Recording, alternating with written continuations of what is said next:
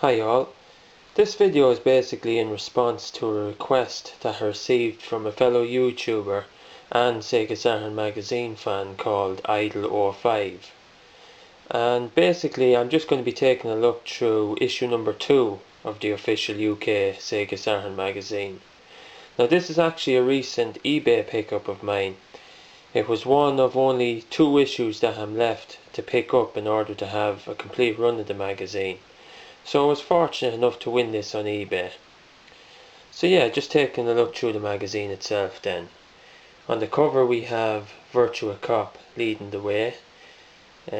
Also referenced is the exclusive review for Virtua Fighter 2 and also a review for Firestorm Thunderhawk 2. So again, this is issue number 2 and the date on it is December 1995. So just flicking through it then. First up then we have the contents page. So there were some big games reviewed in this issue actually. We had Virtua Cop, Virtua Fighter 2 and Firestorm Thunderhawk 2 reviewed. There were also some really nice showcases and cover stories. So there were some nice showcases on Firestorm, X-Men, Children of the Atom, Sega Rally. And there's also a nice little feature on the future of the Saturn. So yeah, that's the contents page. Moving into the news section then, there was news on the conversion of Wipeout to the Saturn, and also the possibility of seeing more of Psygnosis' games, such as Destruction Derby, Crazy Ivan, and I think this one is Assault Rigs. So yeah, it's kind of big news at the time. Also just to mention that the editor at the time was a lady called Sam Hickman.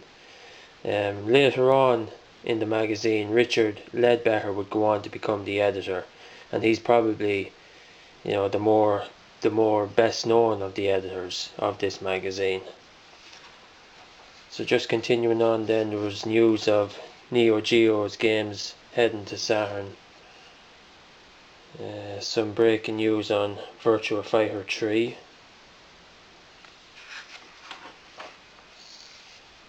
Again, a piece of interesting news here on Virgin signing up some of Capcom's games from Japan. Unfortunately, they never did sign up any of the other big games like Marvel vs. Capcom or X-Men vs. Street Fighter, which was a shame.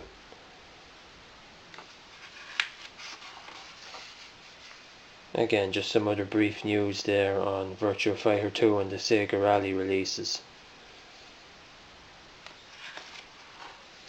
So then, just showcasing some of the games that were in development for the Saturn at the time. We have Toshinden 3D beat 'em up, and a couple of RPGs here, Legend of Tor and Mysteria.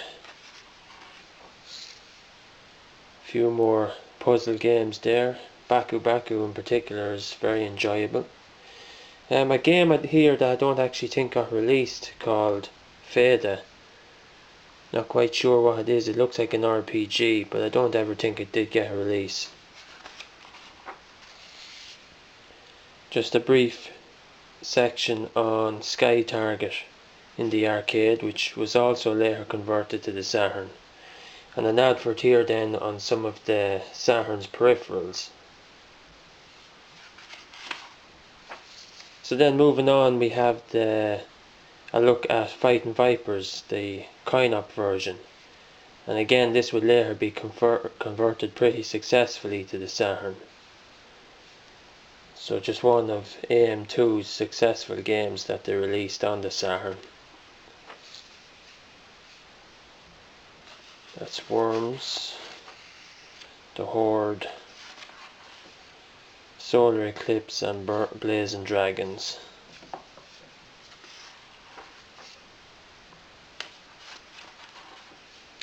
So then you have the obligatory letters page where readers of the magazine could write in, and also then there was a Q&A page as well, just clearing up any confusion that some people might have had about the Saturn. seeing as it was pretty new at the time. So then is the first of the big showcases, and naturally it's on Virtua Cop, which was an excellent light gun game on the Saturn. The sequel was even better. And again, typical of Sega Saturn Magazine were the nicely laid out features. So they always had access to the art assets from Sega Japan, and everything was laid out quite nice in nice big clear screenshots. And again, here's the showcase for Virtua Fighter 2, a near perfect conversion of the monster coin-op. And in fairness, Virtua Fighter 2 was technically it was a pretty outstanding achievement from AM2. I mean, given the vast gulf in power between the Model 2 arcade board and the Saturn, it was really remarkable how they converted it to the Saturn. So again, a really nicely designed feature on the game there.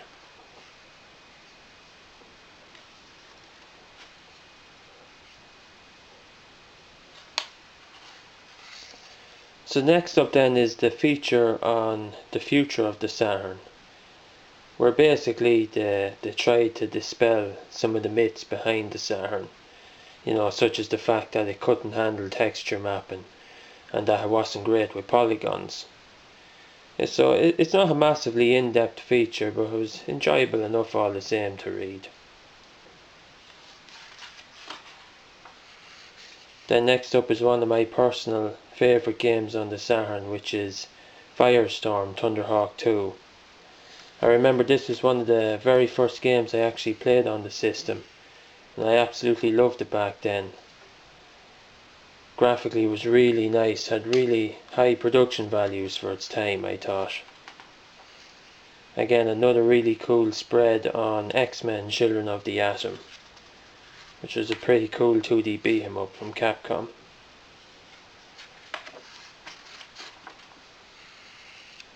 Quite interesting looking then is Victory Boxing as well, which, judging from the screenshots, it looked actually quite good. Just a little feature then on Sega Rally. This issue was supposed to actually feature a review of the game, but as the game slipped its release date, then they could only run with a feature on it. So then you had the usual tips pages, and then on to the reviews. So one of the big reviews then was Virtua Cop, and that scored 96%. The other big review for the Saturn at the time was Virtua Fighter 2, and again they scored this at 98%. And just to sum up what they said about it: the best audio visuals ever seen on any home machine, coupled with the most in-depth beat-em-up gameplay witnessed on any combat game. Virtua Fighter 2 is quite frankly too good to be true. Which, in fairness, is a pretty accurate description for the game at that time. It was a pretty remarkable achievement. Again, my personal favourite game here, Firestorm Thunderhawk 2, scoring 90%. Again, another decent score for High Octane. Looks like a futuristic racer. I haven't actually played it, but it scored 90%. And then Victory Boxing clocked in with 89%. Golden Axe the Jewel then, which is an interesting little 2D beat 'em up. I've actually done a gameplay video of it. It can't really compare to the Capcom beat 'em ups, but yeah, it was okay to play. It's not too bad. The graphics were very nice on it. That actually scored 85%. So then just a few other reviews then. Mansion of Hidden Souls.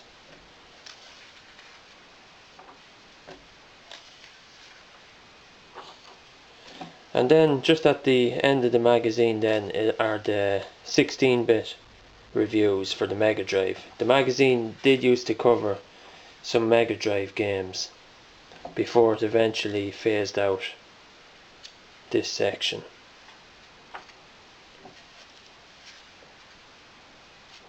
And then just a quick look at the end of some of the better games on the Saturn that were available that particular month. So that's pretty much it then. Next I'm going to take a look at the postcards that also came with the magazine. Okay, so these are the postcards then that came with this issue of the magazine. Now there's only 5 of them, so I'll run through them pretty quickly. The first one is of Akira Yuki, and just on the back of it there you have the magazine logo along with the game logo itself. And these were basically collector cards featuring exclusive artwork from Sega Japan. So that's Akira Yuki. The next one was of Wolf Hawkfield, and again same layout at the back.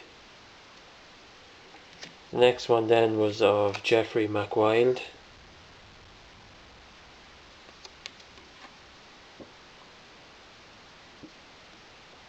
Next one up then was Lion Raphael.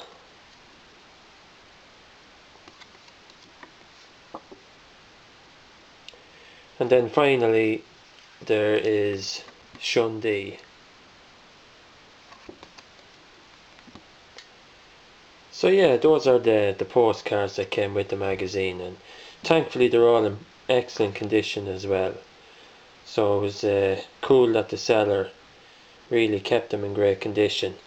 You know, usually you might expect gifts like these to either be lost or to be in poor condition, so yeah, it's nice to get them in the condition they're in. So that's pretty much it then for the magazine. Just to Idle 05, if you're watching, I hope you enjoyed the video. It was an absolute pleasure to correspond with you and to exchange stories. For everyone else, I'm just going to put a link to his channel in the description box. Now, he doesn't actually have any videos on his channel, but regardless, he's a very friendly, down-to-earth chap. So I'm just going to put the link in there, and if you're interested, you know, check out his channel. But yeah, thanks very much then to everyone for watching, and until the next video, take care.